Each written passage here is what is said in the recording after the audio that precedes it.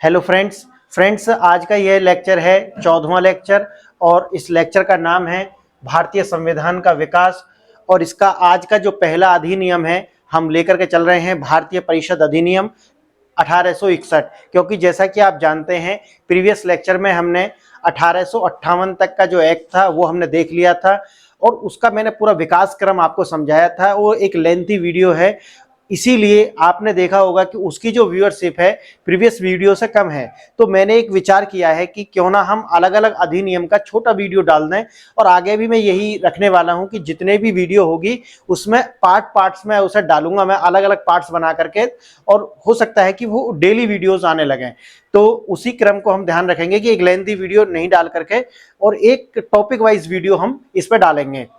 आज का जो पहला टॉपिक है वो है भारतीय परिषद अधिनियम, यानी कि पहला कानून है, और इसी तरीका से हम टॉपिक बाय टॉपिक इन्हें बना लेंगे। तो अगर आप ऐसा देखना चाहते हैं तो ये हो जाएगा टॉपिक फर्स्ट, और इसका नाम है भारतीय परिषद अधिनियम 1861। तो भारतीय परिषद अधिनियम, अब जैसे ही ये परिषद यहाँ पे सब जुड़ रहा है, जैसे मैंने आपको बताया था पहले चार्टर आते थे और अब आने लगे हैं परिषद अधिनियम, भारत शासन अधिनियम। तो परिषद का मतलब यहाँ पर यह है कि यहाँ पर कोई ना कोई एक बोर्ड बनाया जाएगा और उस बोर्ड के अंदर कुछ मेंबर्स होंगे, और वो जो मेंबर्स हैं उनमें एक उनका क्या होगा, मुखिया होगा, और जो मेंबर्स हैं वो किसी तरीका से जब कोई निर्णय लिया जाएगा तो उस निर्णय में उनकी भागीदारी होगी।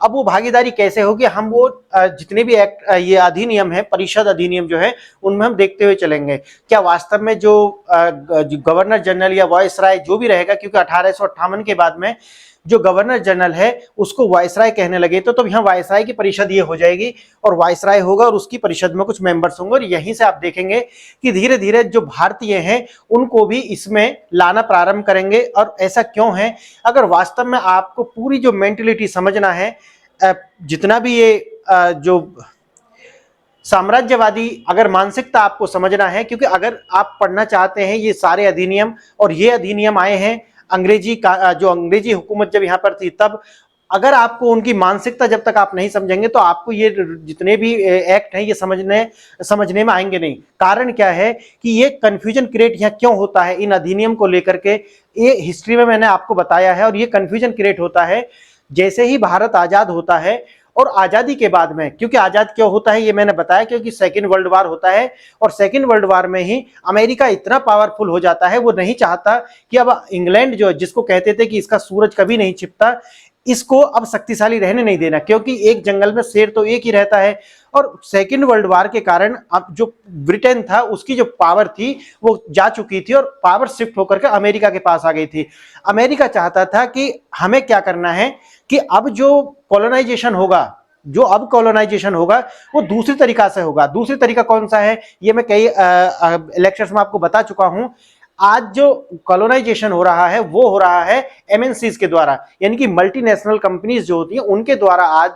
आज का जो समय है, मैं आज का आधुनिक समय की बात कर रहा हूं, उसके द्वारा। आप जानते होंगे चाहे वो फेसबुक हो, गूगल हो, ट्विटर हो, इंस्टा हो, और ऐसी में अभी तो मैं और बड़ी बड़ी जैसे एडोब प्रीमियर प्रो है, ऐसी बड़ी बड़ी एमएनसीज हैं ये वर्ल्ड के अंदर, ये आज डोमिनेट करती हैं। आपका एक दिन बिना इनके गुजरने वाला नहीं। आप सुबह उठते हैं, उठने के बाद में कुछ लोग तो व्हाट्सएप देख लेते हैं, कुछ लोग फेसबुक पर देखते हैं कि कितने लाइक्स आए हैं, कुछ लोग यूट्यूब देखते हैं कि यूट्यूब पे कोई नया अपडेट आया हो, इस तरीका से। जबकि उनका यूट्यूब से कोई मतलब नहीं है, बस वो क्या है, ऑडियंस है, फिर भी वो जल्दी उठ कर देखते हैं कि पता ना क्या हो गया होगा, जब तू 6-7 घंटा सोया था कुछ बदल गया होगा पूरी दुनिया में। तो ये एक आदत बन गई है। तो हम एक तरीका से मानसिक गुलामी में जी रहे हैं। कॉलोनाइजेशन आज भी हो रहा है, और आप इसे कॉलोनाइजेशन कहेंगे तो ज्यादा बेहतर होगा, लेकिन ये एक न्यू कॉलोनाइजेशन है, न्यू इरा है ये कॉलोनाइजेशन का।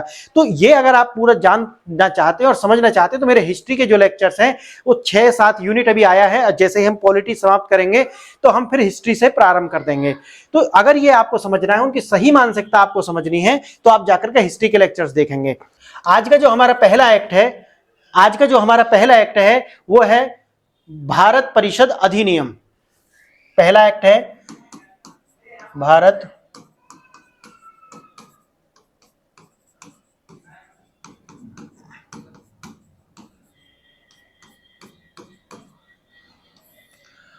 1861 ठीक है। और जहां पर ये परिषद आती है, परिषद का आप समझ रहे हैं कि कुछ लोग होंगे, उसमें कुछ मेंबर होंगे, उनका एक हेड होगा। अगर ये 1861 है तो हेड वायसराय होगा, और कुछ अलग बॉडी होगी कोई, इस तरीका से होगा, उसमें मेंबर्स होंगे, और मेंबर्स क्या करेंगे, निर्णय लेने में वो उसका सहयोग करेंगे, वोटिंग वगैरह होगी। इस तरीका का हम बात कर चुके, जगह परिषद लिखा हुआ है।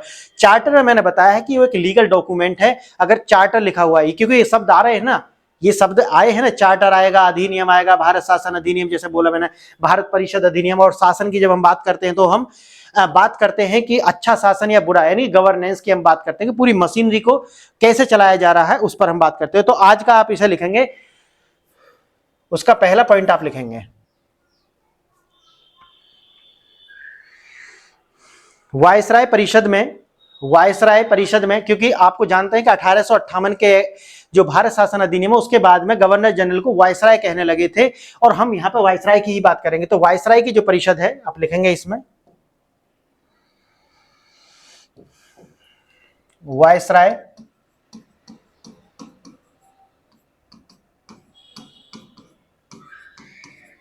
वायसराय परिषद में भारतीय शामिल हुए। भारतीय क्या हुए,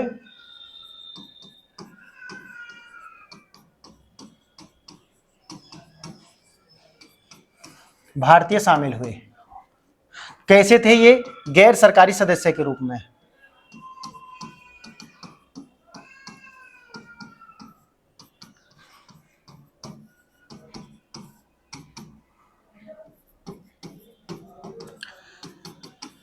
ये कैसे हैं, गैर सरकारी सदस्य हैं, यानी कि जो सिस्टम है, मशीनरी है, उसका पार्ट नहीं है, तो ये गैर सरकारी है, लेकिन ये बाहर से शामिल करे गए। भारतीय परिषद जो वायसराय की परिषद है उसमें। दूसरा पॉइंट आप लिखेंगे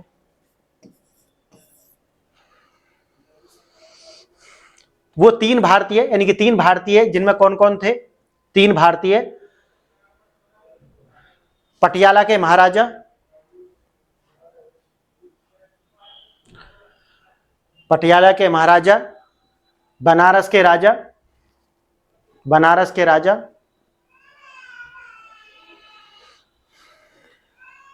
और एक हैं सर दिनकर राव।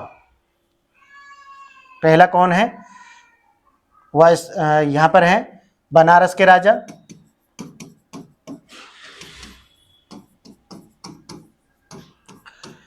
दूसरे हैं पटियाला के महाराजा,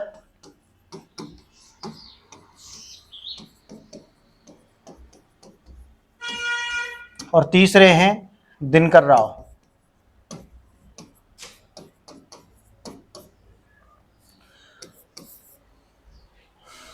तीसरा पॉइंट आप लिखेंगे इसमें, वायसराय को आपातकाल की शक्तियां दे दी गई। वायसराय को आपातकाल की शक्तियां दे दी गई, यानी कि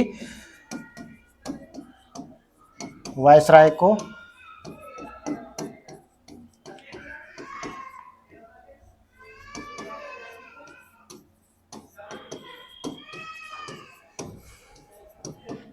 आप जानते हैं कि भारत में भी जो इमरजेंसी होती है तो उसमें राष्ट्रपति के पास में कुछ विशेषाधिकार होते हैं। तो ये इसी तरीका से जो वायसराय है उसको भी आपातकाल में विशेष शक्तियां प्राप्त प्रदान की गई हैं।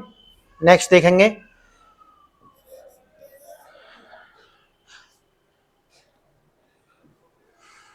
नेक्स्ट कैनिंग की पोर्टफोलियो प्रणाली। कैनिंग की पोर्टफोलियो प्रणाली 1859 को मान्यता दी गई इसी में, यानी कि कैनिंग की, मैं इसे समझा दूंगा आगे। पोर्टफोलियो प्रणाली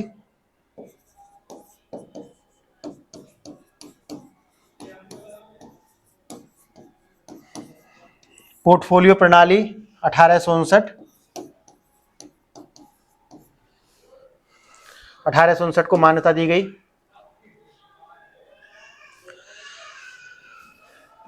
पांचवा पॉइंट है, वायसराय के परिषद के सदस्य को सरकारी विभाग का प्रभारी बनाया गया है। वायसराय के परिषद के सदस्य को,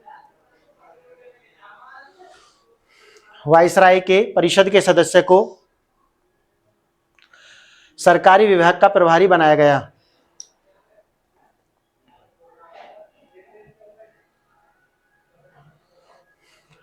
नेक्स्ट लिखेंगे, एफ। मुंबई व मद्रास को पुनः विधायी शक्तियां दे दी गई। बंबई व मद्रास को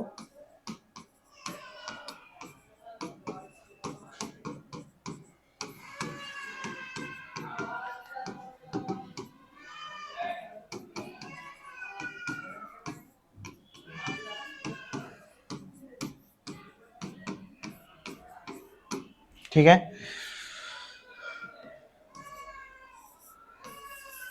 नेक्स्ट पॉइंट है, 7वां पॉइंट है, लिखेंगे गवर्नर जनरल व काउंसिल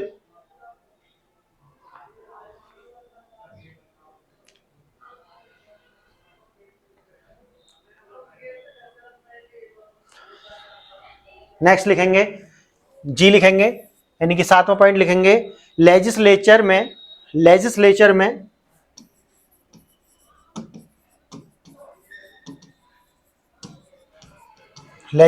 में सदस्यों की संख्या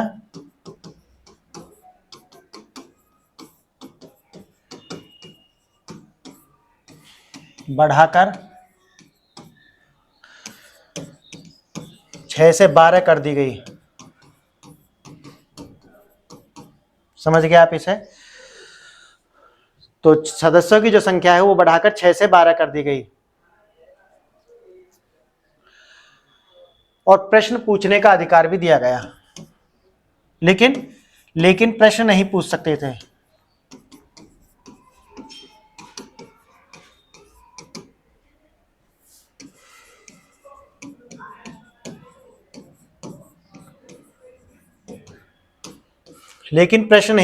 थे।